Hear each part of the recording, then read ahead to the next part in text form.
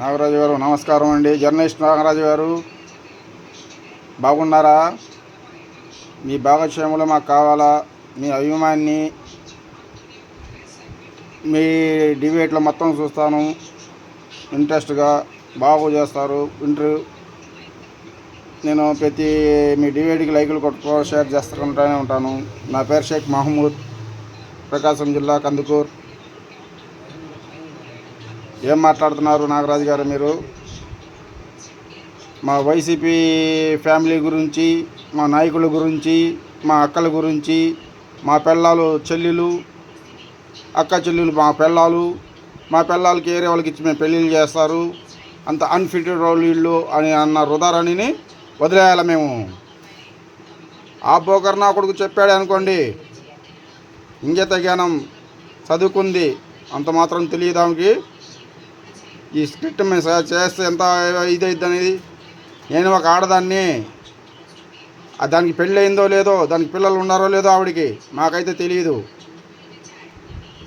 అంత మాత్రం ఇంకే జ్ఞానం లేదా?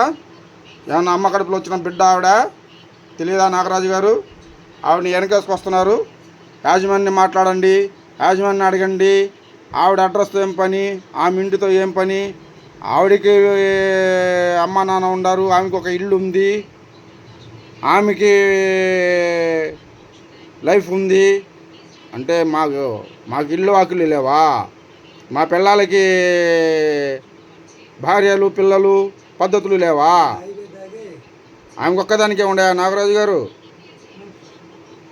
ఏం సమర్థిస్తున్నారు మీరు ఆవిడ్ని? ఆ బోకర్ నా కొడుకు ఛానల్లో పనిచేస్తా బోకర్ది ఆ తప్పుడు నా కొడుకు చెప్పిన మాటలు తప్పుడు చదివితే తప్పు లేదంటారేంటి మీరు? నాగరాజు గారు మీకే సూటిగా నేను వీడియో చేస్తున్నా, మీకే వేస్తున్నా ఇది నేను. మీరు నెంబర్ 1 జర్నలిస్ట్ గారు, మీరు ఈ విధంగా వెనకేసుకొస్తారట. మా కొమ్మినేని గారు అరెస్ట్ చేసినప్పుడు మీరు ఇట్లా ఎందుకు సంబంధించలేదు? మీరు మా సాక్షి ఆఫీసుల మీద దాడి చేసినప్పుడు మీరు ఎందుకు సమర్థించలేదు? ఇట్టా సపోజ్ మీరే వైసీపీలో ఉండుంటారు, కనీసం మీరు వైసీపీ అభిమాని అనుకోండి, మీకు తగలదా ఈ నొప్పి? అరే నా పిల్లాన్ని, నా భార్యని, నా ఫ్యామిలీని అన్నారే అని ఆ నొప్పి మీకు తగలదా నాగరాజు గారు?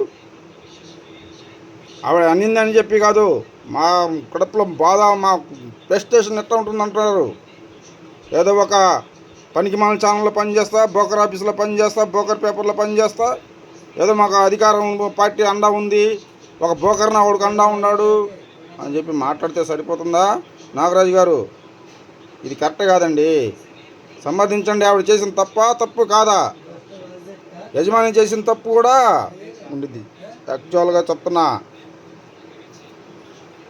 జగన్మోహన్ రెడ్డి గారు ఏ చెప్తే అదే తలుపుతారు. ఇప్పుడు అది పార్టీ క్యాడర్లో ఉన్నప్పుడు మా జగన్మోహన్ రెడ్డి అందరి నాయకులు మా దగ్గర తప్పు చేయమన్నాడు, వ్యభిచారం వేషాలు వేయమని చెప్పడు. కరెక్ట్గా ఉంటాడు ఆయన. అతను ఏ నీతిలో ఏ కరెక్ట్లో ఉంటాడు జగన్మోహన్ రెడ్డి గారు మీకు తెలుసు. అదే పద్ధతిలో అదే నీతిలో క్యాడర్ని ఉండమంటాడు, నడిపించుకుంటాడు అదే క్యాడర్లో మా జగనన్న. అలాంటి మా జగనన్నని పట్టుకొని, అలాంటి జగనన్న క్యాడర్ని పట్టుకుని మా మనోభావాల్ని దెబ్బతీస్తేనట్టు మాట్లాడితే ఆ బోకర్ నా కొడుకు మాట్లాడి ఈ బోకర్ది ఆవిడని మీరు వెనకేసుకొస్తారా? ఆడమనిషే మాట్లాడేటప్పుడు తెలియదు ఆవిడికి నేను ఒక ఆడదాన్ని, పక్కన భార్యలు వాళ్ళ అక్కలు నాలాగా ఆడోళ్ళు మాట్లాడితే మనోభావాలు ఎలా దెబ్బతింటాయని తెలియదు ఆవిడికి. మీరు చెప్తున్నారు కదా ఆవిడ గురించి ఎందుకు, శాంతిగా ఉండండి అని. సరే మేము శాంతిగా ఉంటాం.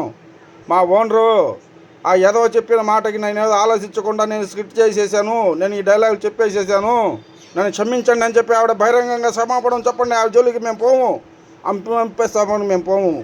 నాగరాజు గారు మీ ద్వారా ఆవిడకి నేను తెలియపరుచుకుంటున్నాను.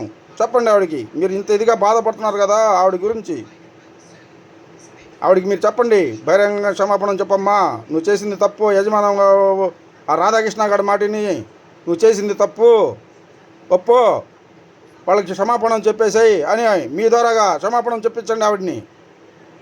మేము ఎవరు ఆవిడని గురించి పోము, తీసే తాట ఆ నా కొడుకే తీస్తాం, ఆ బోకర్ నా కొడుక్కి, పక్కలేసి పండబెట్టిన నా కొడుక్కి, ఈడలు తీసి బ్లాక్ మెయిన్ చేసి కాపురాలు తీసిన నా కొడుక్కి మీ ద్వారా తెలియజేసుకుంటున్నా నాగరాజు గారు, జర్నలిస్ట్ గారు. జై హింద్, జై జగనన్న.